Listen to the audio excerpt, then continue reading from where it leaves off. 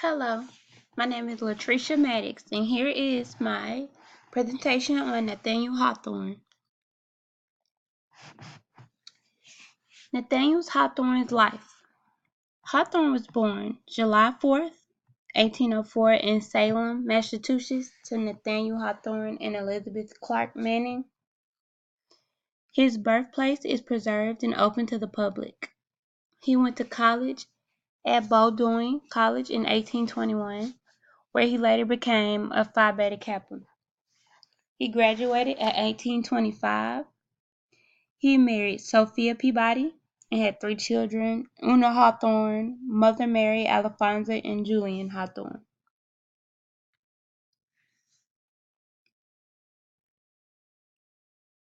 Nathaniel Hawthorne's life and his literary history. Hawthorne's work belongs to dark Romanticism era. He wrote cautionary tales that suggest that guilt, sin, and evil are the most inherited natural qualities of humanity. His 4 major romances were written between 1850 and 1860. They were The Scarlet Letter, he wrote that in 1850. The House of the Seven Gables, he wrote that in 1851. The Birthdale Romance, 1852, and The Marble Faun, 1860. My chosen literary text was Rappaccini's Daughter by Nathaniel Hawthorne. It was published in December 1844 in the issue of the United States Magazine and Democratic Review. Later published in 1846 in the collection of Moses from an Old Manse. This was a short story about Rappaccini's daughter, Beatrice, who is confined to a beautiful garden and lusted on by many men who are afraid to approach her because of her frightful father. The garden that Beatrice is confined to is surrounded by poisonous plants grown by her father. Giovanni notices and is intrigued by Beatrice's beauty and her innocent nature. Giovanni continues to see Beatrice in the poisonous garden, even after being warned to stay away by his mentor, Professor Pietro Baglioni. Giovanni looked past the fact of Beatrice in the garden being poisonous, and he became poisoned too.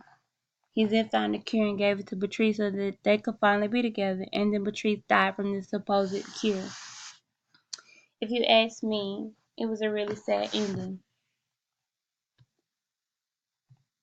Let's get into the story some more. The theme of Rappaccini's Daughter are good versus evil. Because of the poisonous of the plants and the corruption of Rappaccini keeping his daughter away from life and then losing her still in the end. The good comes in that even though Beatrice died prematurely, she still felt the love of someone, which was Giovanni. They really wanted her to love him as well. He really wanted the best for her. The theme can also be scientific process on humanity. Should scientists be allowed to practice on humans and animals? I don't think so.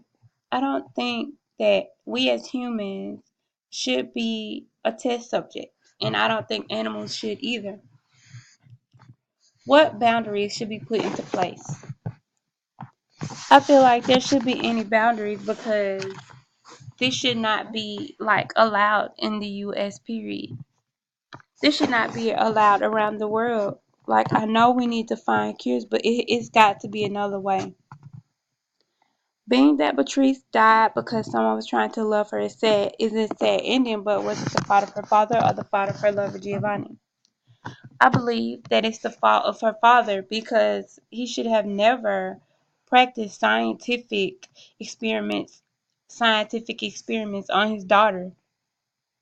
And it was like he was trying to keep her away from like, you know, finding life. Like he was trying to keep her away from life, and in the end he took life from her because she died from a cure that was supposed to help her love. The garden, literary meaning. The garden, thus for Hawthorne, has a deep and compound meaning, said Bears. Religious setting for personal redemption. Maybe the garden is where you throw out all your sins or something like that, and you repent, and I guess you is where your personal redemptions go. And a suggestive symbol is that evocation of natural promises, saving action, and dramatic destiny of the larger New World potential in America.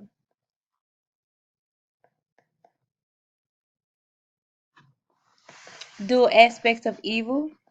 Mal said that the action in the story consists of alteration of moods and a wavering, one might say, between salvation and damnation.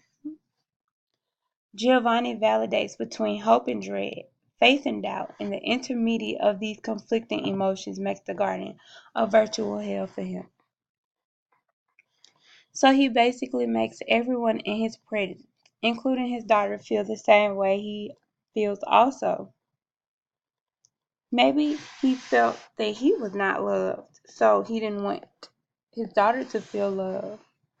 Or maybe he wanted to keep all of his prized possessions to himself, like his plants. If anyone came near them, they were poisoned. And maybe he wanted that to be his daughter also. He didn't want anyone to have her other than him. So if you came near her, you were poisoned also. I think Beatrice had it the worst in this story because she was like an angel basically. She was pure, and she was innocent, and in the end she didn't like she got to feel what love was, but she really didn't even get to live out her life because she died trying to be with someone. Giovanni's role. Mal said for him, Rappaccini's garden became an inferno with visions of heaven. It's a decisive test for the wayfaring pilgrim. It's a bower of bliss in a garden of Eden. I believe Giovanni was following what he thought was right.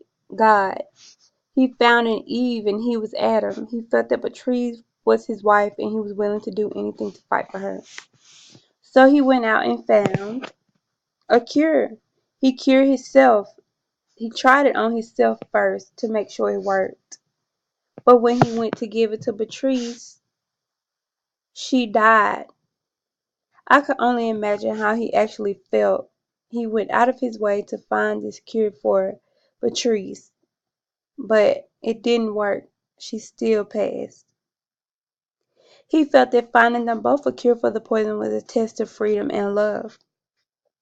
A test to get away from Rappaccini's garden. A test to get her out of, she didn't want to be around people because she realized that she was killing people. She was getting people sick. She was poisoning people. So Beatrice wanted to stay in the garden even if she could get out because she knew that she was poisonous. And Giovanni wanted to fix that. But in the end, Rappaccini's daughter still died.